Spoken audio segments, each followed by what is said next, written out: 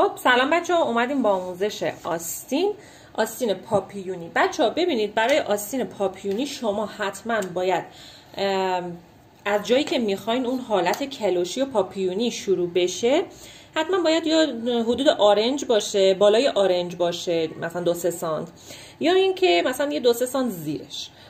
معمولا به اندازه حدود 35 تا 38 سانتی متر.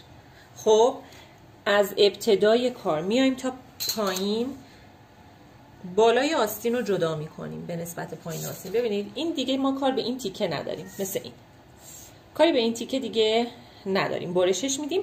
تمام کار ما رو قسمت پایین آستینه.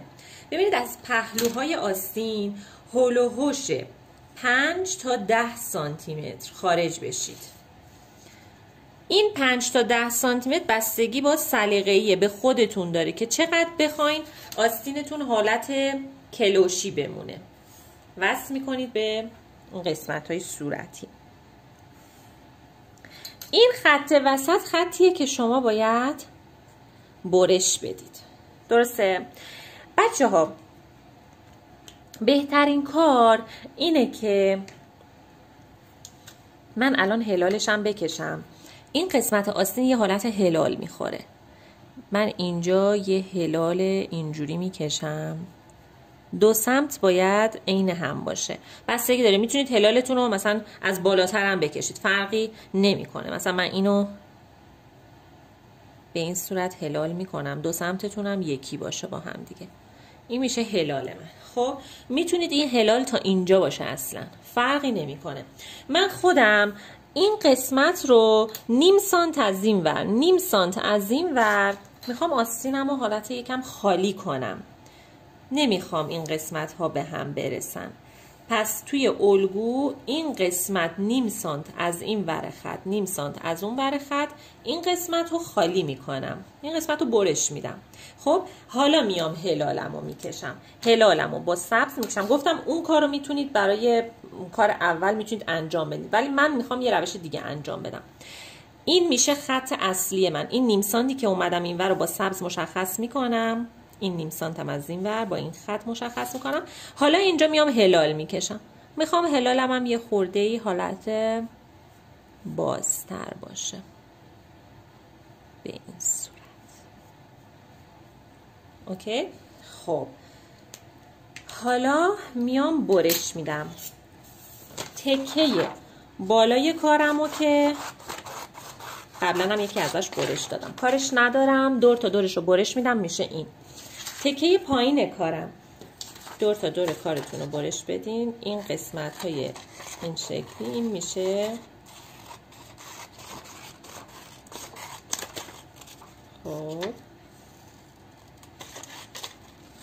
به این صورت. این قسمت هاشور خورده وسط کار بود دیگه، اینو برش میدم. هاشور خورده رو دیگه کار ندارم. خب بعد این دوتا رو ببینید میذارم روی هم دیگه. دوتاشون باید یه اندازه باشن دیگه. اوکی؟ این هلاله رو برش میدم. میخوام دوتا کار یه شکل باشه. خب الان این شده با این فاصله. ببینید مثلا آستین من اینه اینجوری، این وسطش باز میمونه که ما پاپیونو میزنیم یه حالت خوشگل تری میمونه. خب حالا این قسمت ها رو باید به هم دیگه بچسبونیم. ما قسمت جلوی آستینمون بازه، قسمت وسط پایین آستینمون باید به هم چسبیده باشه. پس این دوتا درزای پهلو، یه بار دیگه من نشونتون میدم قاطی نکنید. ببینید اینو بنویسید پهلو، اینو بنویسید پهلو. درسته؟ این دوتا درز پهلو باید به هم دیگه اینجوری وصل بشن.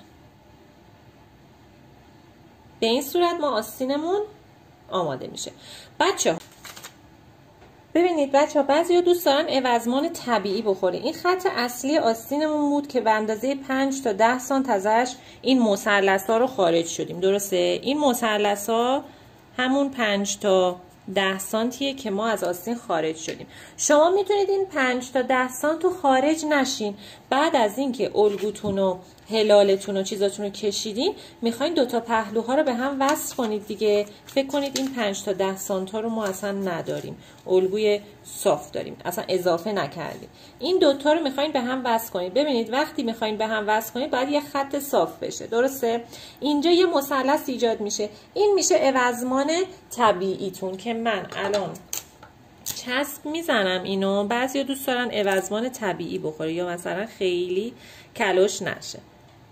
این دوتا خط رو صاف میذارم به این صورت. ببینید این میشه آستین من که اینجا یه عوضمان طبیعی میخوره که بعد شما رو پارچه که برشش میدین یه حالت نیم دایره است. خب به این صورت. بعدش این دیگه پر میشه. الان من پرش کنم که شما ببینید پر شده. خب یه تیکه کاغذ چسبوندم زیرش برای اون عوضمان طبیعیه. خب حالا دیگه اینو میخوام وصل کنم به آستینم. به این صورت وصل میشه. بعد از اینکه آستین جمع بشه بچه‌ها اینجوری میشه. آستینم که جمع شه، حالا من از این وری دارم جمع میکنم چون وصل نیست، یه چیز این شکلی میشه آستین. اینجوری تا میشه، اینجوری میشه. میبینین به این صورت. آستین لاله هم تقریبا همینه. اینم توضیح برای آستین که 3 مدل در واقع بهتون توضیح دادم که هر کدوم که راحت ترین و دوست دارین رو میتونین انجام بدین.